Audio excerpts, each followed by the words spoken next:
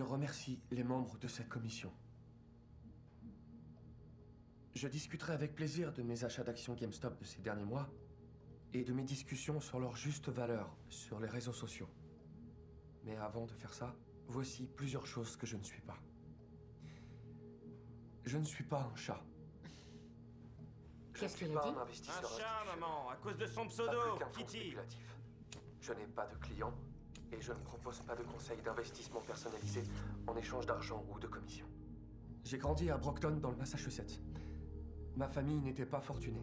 Mon père était conducteur de poids lourd et ma mère infirmière diplômée d'État. Nous étions 3 enfants. J'ai été le premier dans ma famille à avoir la chance d'aller à l'université. J'ai obtenu mon diplôme de l'université de Stone Hill en 2009. Ce n'était pas le meilleur moment pour chercher du travail. Entre 2010 et 2017, j'ai été sans emploi pendant de longues périodes.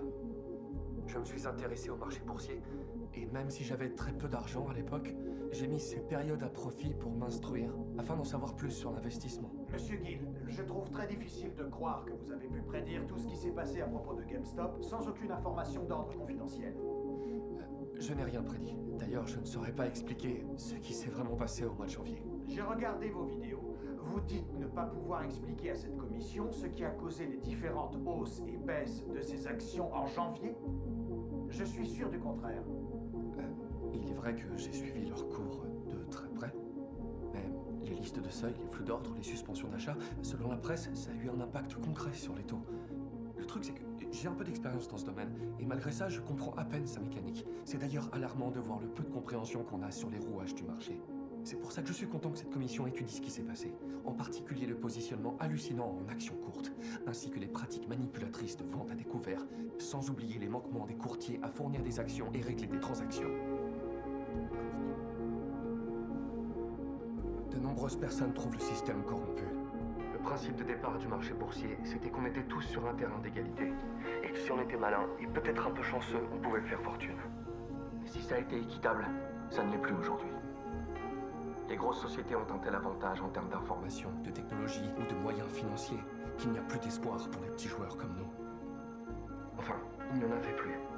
Mais aujourd'hui, il y en a à nouveau. Et en ce qui me concerne, je l'aime, cette action. C'est trop gangster d'avoir dit ça. Et je suis pas prêt de revendre, vous pouvez en être sûr. Ouais, on est avec toi. Les mains de diamant. Les mains de diamant, mon grand. C'est mon garçon. Mais quel nerd. Merci.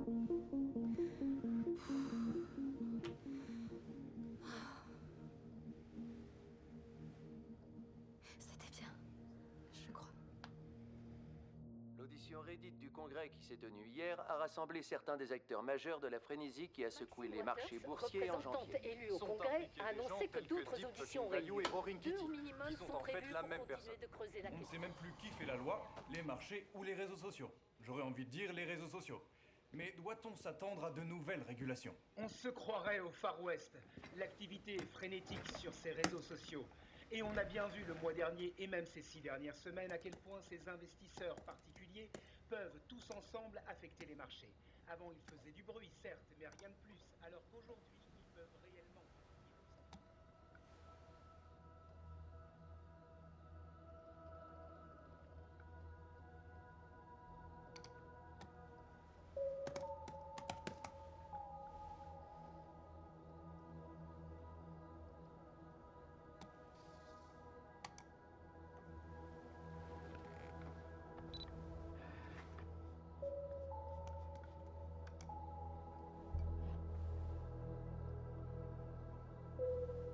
À la nôtre, les amis.